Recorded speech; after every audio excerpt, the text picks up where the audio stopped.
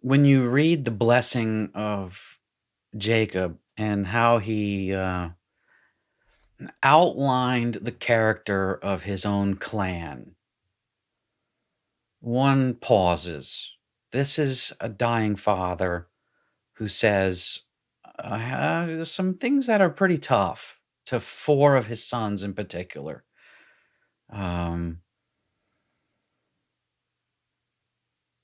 the story isn't over yet just because Joseph has brought things to a culmination.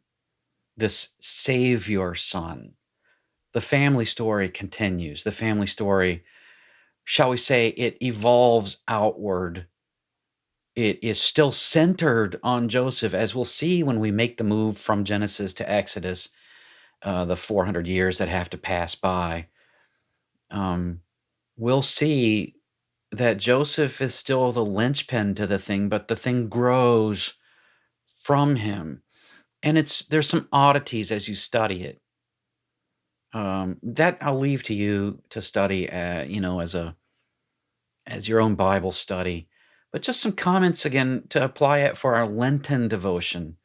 That the story of your life doesn't end when there's some big inflection point, a divorce, or some sort of reconciliation, perhaps that prevents a divorce. I don't know. You lost a kid to drugs and alcohol, and he comes to his senses, and you receive him back. It's not over yet. There's still a lot more sin yet to be committed. Yet Joseph is the linchpin to the thing. There is an enormous amount of joy. There's an enormous amount of hope. And really, there is reconciliation. Uh, there is that radiating peace that comes from Christ, as we see in Joseph. Jesus doesn't solve our problems. Jesus makes them peaceful.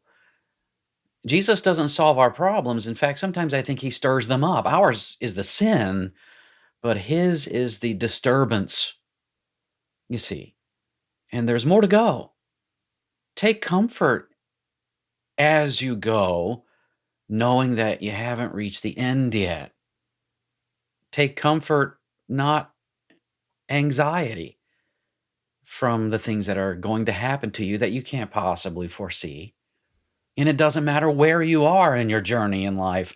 If you're watching this and you're at the beginning, say you're a young adult or even a teenager and you've been watching this, or you're a new father, a new mother, or you've become a father of teenagers and you're in your middle age with little kids, your grandma, grandpa, great grandma, great grandpa, and the doctor maybe has told you you have a few more months to live.